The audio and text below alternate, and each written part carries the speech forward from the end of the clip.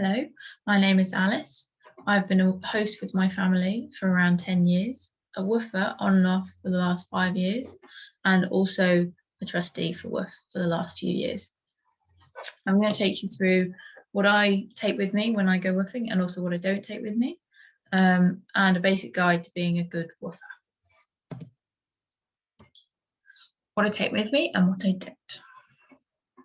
Everyone and every host is different. There is no one method fits every host or every woofer, so it depends on what you're doing. I've become a very belonging, frugal traveller. So I've honed down what I take with me, and I deal with not taking a lot of stuff with me. Some hosts will be able to lend you things and others won't, so make sure you ask in advance if you're wanting to borrow something. But also anything that I say I take with me, you don't need to buy a load of new stuff. Whatever you have will work. If you don't have a rucksack, then use your suitcase, or borrow one. So I start with my large rucksack, which is a relatively small one for a 45 litre bag, and also a day sack because I like to be able to take a smaller rucksack with me if I go walking from somewhere. Good shoes or boots. I don't actually take wellies with me at all. I never have. I've always managed to borrow some or just make done with my boots that I have, but either ask or just take them.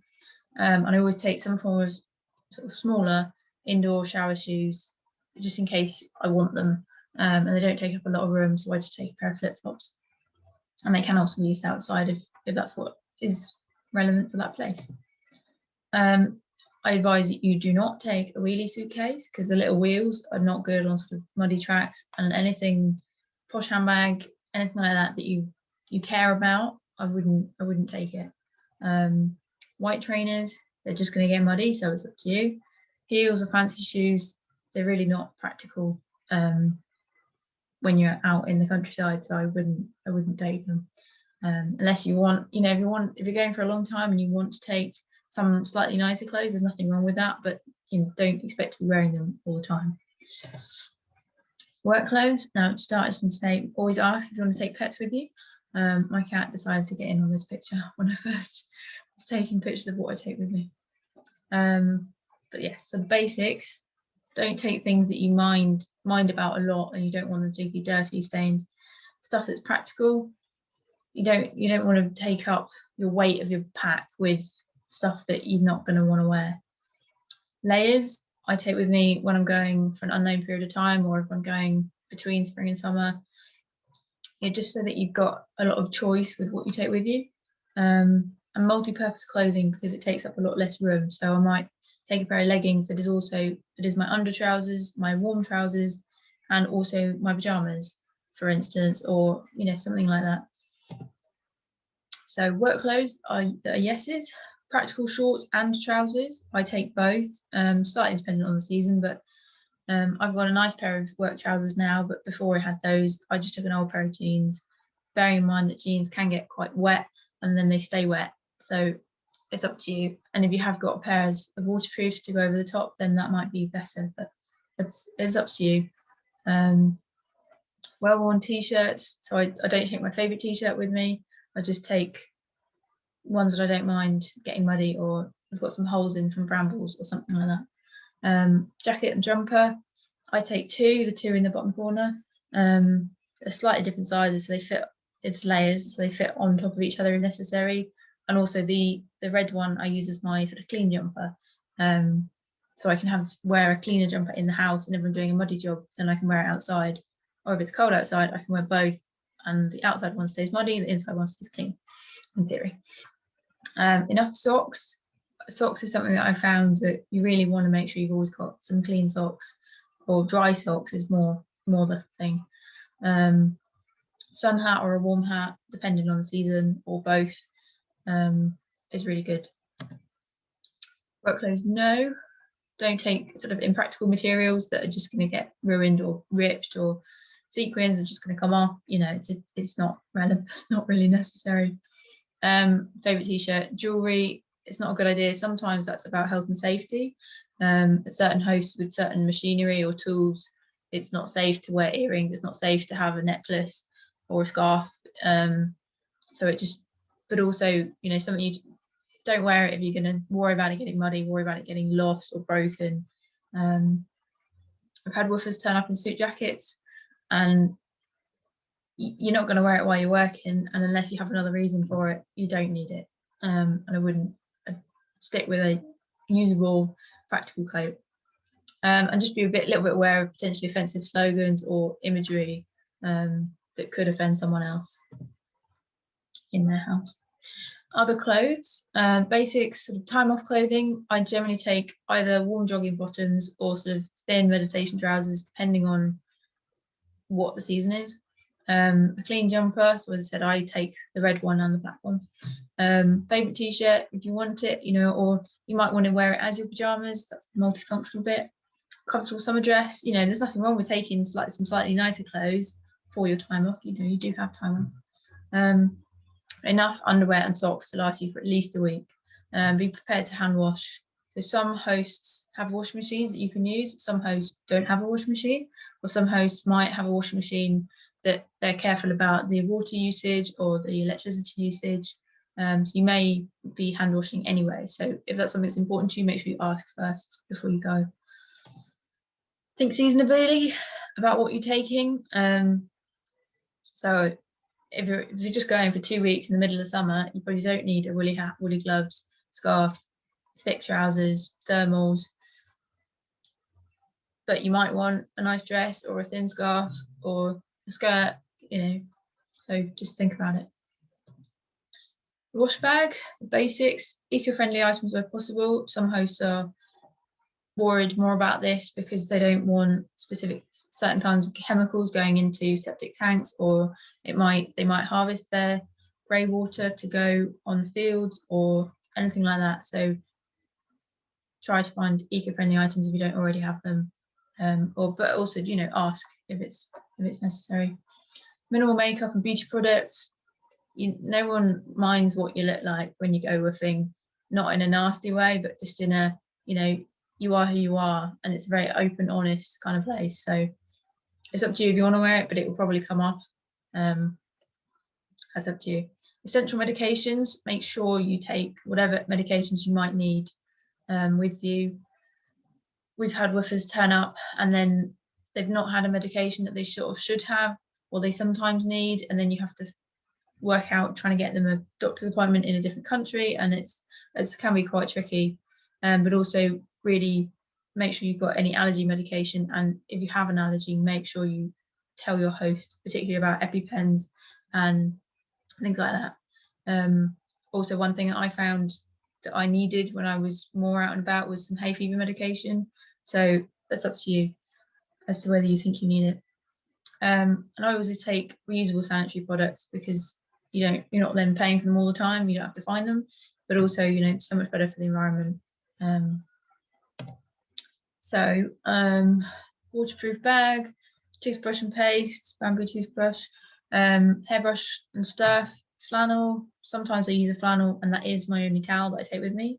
I don't take a towel. So nail clippers, nail brush and tweezers. Those are three things that I found when I went woofing for longer periods of time that I wanted to have my own of, rather than have to borrow someone else's nail clippers that might be a bit gross, or, you know, it's a bit of a hassle for a host potentially.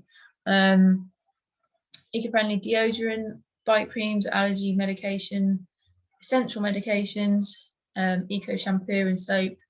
Bars are really easy to travel with, and then a different pouch for my reusable sanitary products. I'll leave that up there for a second. But it's all fairly basic stuff, you know. Whatever you take away with you to go to a hotel, you need all the same stuff too, but maybe just think about it a little bit more.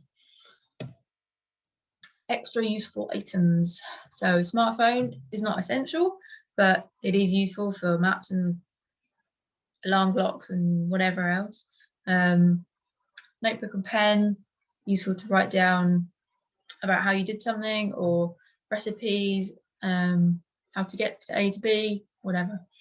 Coin purse, power pack, headphones. Those are all things that I like to have with me when I'm traveling, and they all go in that little square bag in my rucksack, so they're always together. I know where they are. Sun hat and glasses. I haven't taken a sun hat with me for quite a while, but I'm not so fussy about the sun. But it's important, especially if you're prone to burning. Glasses, up to you. Swimming costume. I took a swimming costume with me when I first went woofing, and I've never used it.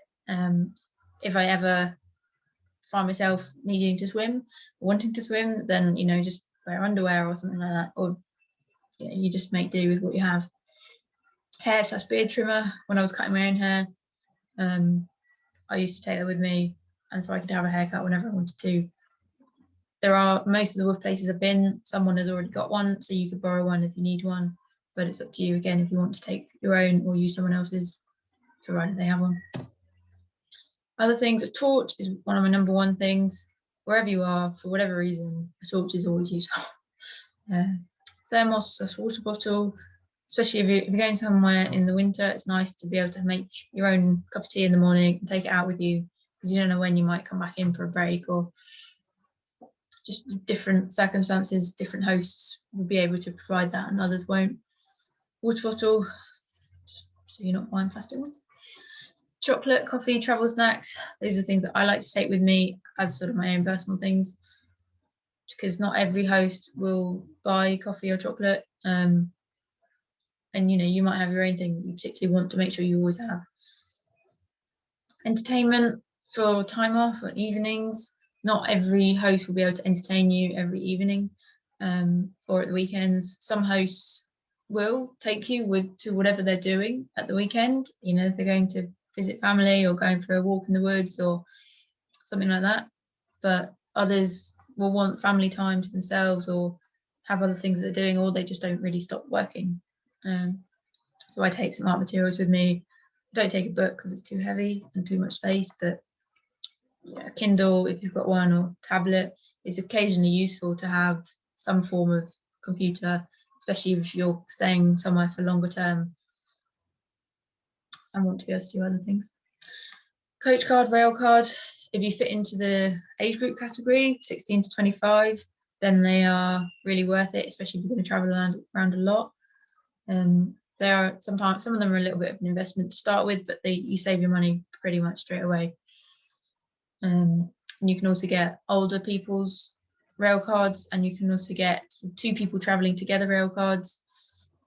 There's a lot of options, so just check them out. And it's unfortunate if you fit into the age group where there aren't any rail cards for you.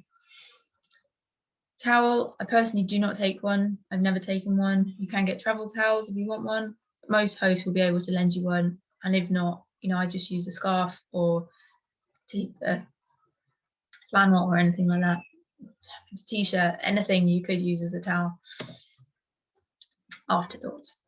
Lots of our woofers have ended up leaving behind such things as towels and extra clothing or waterproofs, because they want the space in their bag to take home with souvenirs in them. So it's up to you if you want to pre-plan in your souvenirs or plan what you might leave behind. If you really need something that you haven't brought with you, you can probably borrow it either from your host or another woofer that's staying there, or buy it in a charity shop. Charity shops in England are really good. And all over the UK really. But it depends how remote you're going. There may not be charity shops, so you just need to think about it a little bit. How to be a good woofer. Every host will have a different opinion of what a good woofer is, but here's some basics. Go with an open mind. Also, communication, have a plan, respect, and be prepared to experience a very different way of living. So communication, write a good profile. So your profile on your woofer profile is really important, because it's what hosts will read to judge whether to take you on as a woofer or to take someone else on as a woofer. So a good profile, ideally you'd have at least a profile picture with your face, maybe a couple of other pictures of you doing some stuff with sheep or gardening, just so the hosts get a bit more of an idea of what you've done. And write, fill in as many bits of the profile as you can, write a bit about yourself, write about what you've done, write about what you want to learn, and And also when you're available, and if you want to go to a specific area, you know, write that down. Write personalized emails to hosts. Now, there's nothing wrong with having a short bit about yourself that you copy and paste, but make sure that you've read profiles of the hosts and talk about, you know, something about them. So, you know, if they're a house and garden, don't say, hello, I want to come to your farm. They're not a farm, they're a house and garden, and it says that on their profile, and that'll be, they will notice straight away if you haven't really read the profile. So if they're doing things with sheep, or they're doing a cob building house or something like that, you know, write about something in their profile so they know that you've read it and are interested. And once you have set up going to a host, communicate well with your host before, during, and after your stay. So before your stay, make sure you find out whether you really need to bring Wellington boots or whether you can borrow some, and you know, what else, ask about what you might be doing, like what does a normal day look like, to help you plan what you'll take with you. During, if something's not quite working out right, make sure that you talk to your host while you're there, because you know, the idea of woofing is all about trust, and we're all meant to be sort of nice, decent people. So talk to them, you know, say, oh, I've been doing this for 4 days now and my feet hurt.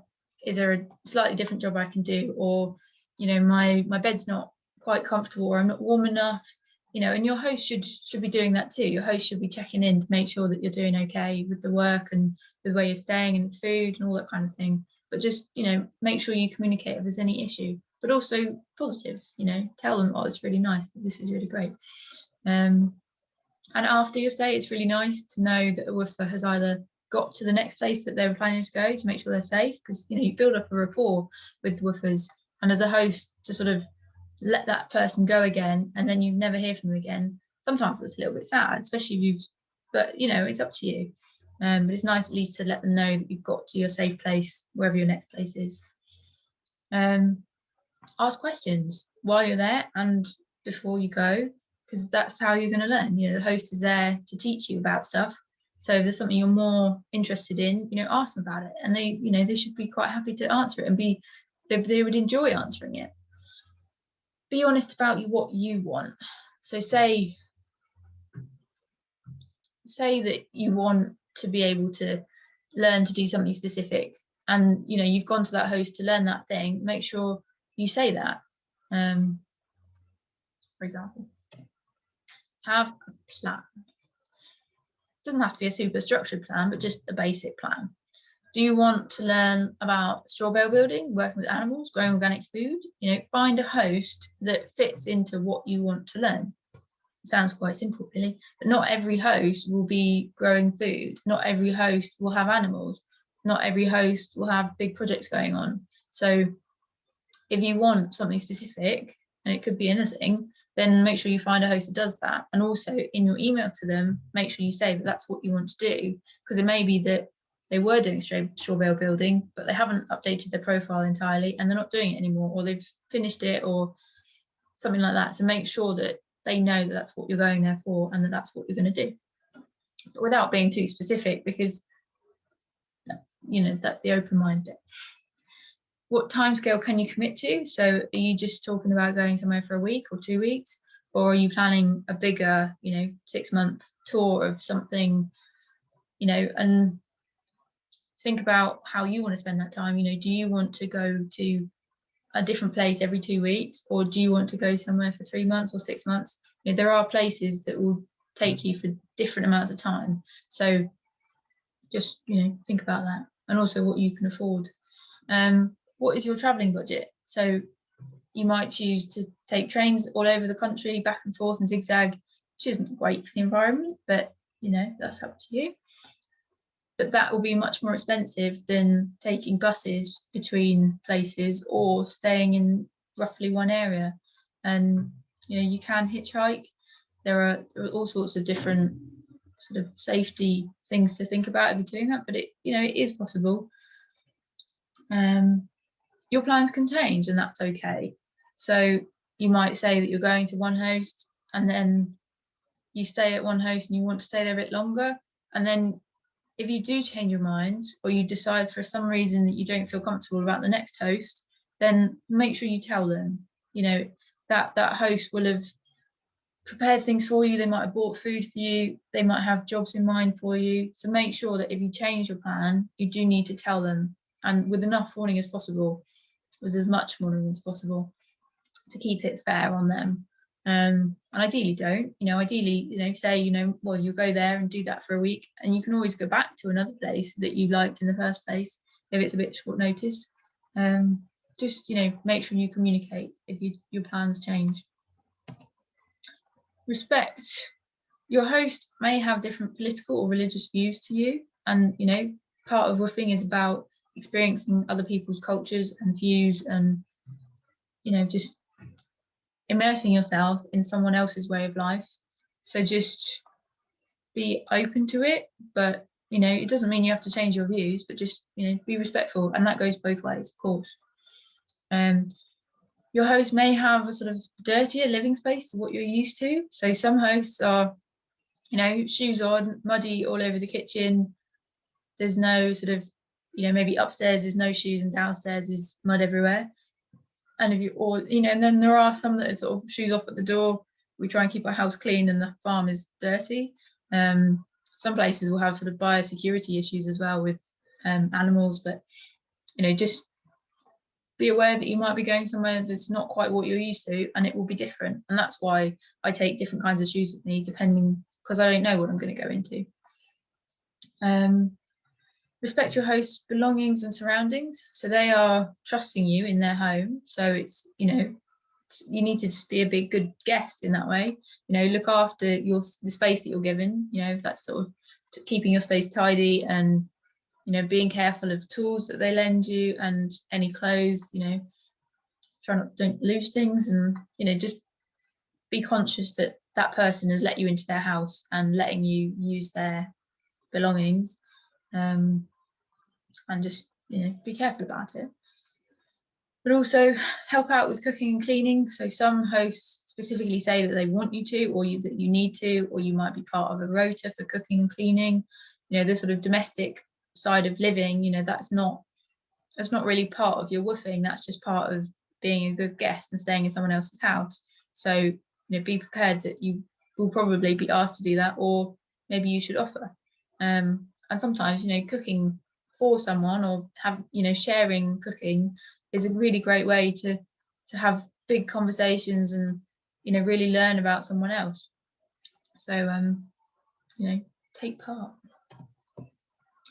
The first thought when you go is you're going to turn up somewhere and you barely know anything about it. Regardless of how much you've emailed or Skype called with your host, you still don't really know what you're going to, and that can be really daunting. But don't panic.